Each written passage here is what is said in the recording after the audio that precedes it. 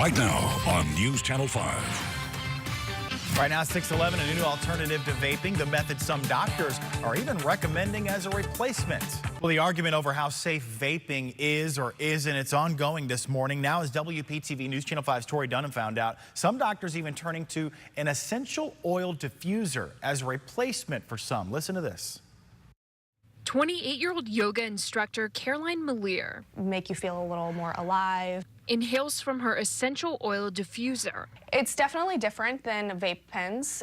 So there's no tobacco, there's no harmful products at all. It's a health product. For her, this is about healthy living. Having a cup of coffee to wake yourself up, or a glass of wine to wind down at night.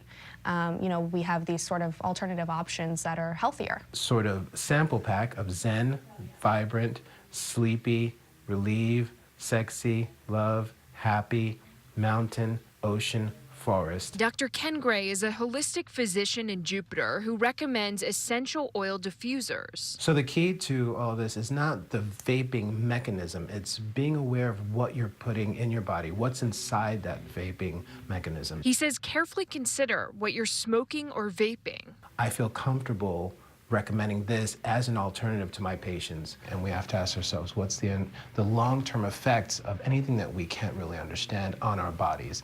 And if we really aren't sure, then we really shouldn't use. It's certainly becoming, more mainstream. Tori Dunham, WPTV News Channel 5.